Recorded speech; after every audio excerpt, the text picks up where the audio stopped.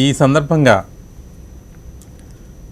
ప్రభుత్వాలు కానీ ప్రజలు, రైతులు, ముఖ్యంగా యువత ఏం చేయాలి ఈ సంవత్సరంలో, ముఖ్యంగా సిరిధాన్యాల సంవత్సరంలో అని మీరు గట్టిగా అనుకుంటున్నారు అనేది నా వరకు ఒక వ్యక్తిగా ప్రస్తుతం నేను ముఖ్యంగా అనేక రకాలైన యువతను సందర్శించి వాళ్ళకి విషయాల్ని నాకు చేతనైనంత అవగాహన కల్పించాలని అనుకుంటున్నానండి.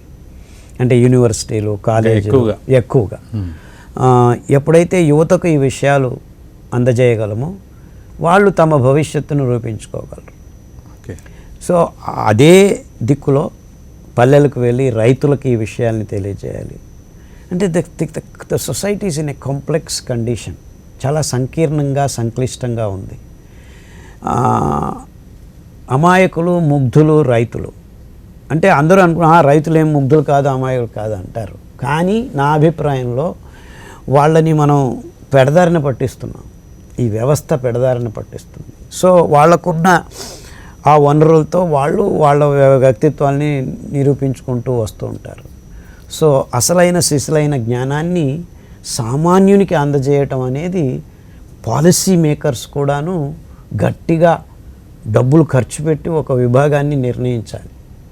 అంటే సిరిధాన్యాలే కాదు, మొత్తం విజ్ఞానం.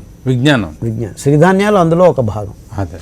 అంటే క్లైమేట్, ఎన్విరాన్మెంటల్ డిగ్రేడేషన్ ఇలాంటివన్నీ కలిపి ఒక విభాగంగా ఈ విజ్ఞానాన్ని ప్రతి సామాన్యునికి తమదే అయిన రీతిలో సందర్భానుసారంగా అందజేయటం అనేది ఒక పెద్ద కార్యక్రమం. ప్రతి దేశంలోనూ ప్రభుత్వాలు తమ వంతుగా చేయాల్సిన అతి ముఖ్యమైన కార్యక్రమం.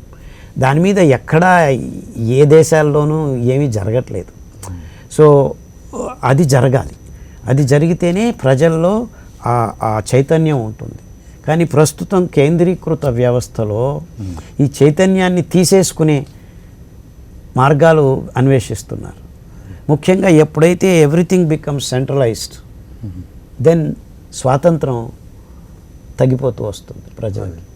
సో ఈ విషయాన్ని మనం అందరూ, అది జర్నలిస్టులు కావచ్చు, సైంటిస్టులు కావచ్చు, ఇంటలెక్చువల్స్ కావచ్చు, ప్రొఫెసర్సు, టీచర్సు, ప్రతి ఒక్కరూ, ప్రపంచంలో ఉన్న ప్రతి నాగరిక వ్యక్తి దీనిని ముక్తంగా మాట్లాడుతూ ఉండాలి.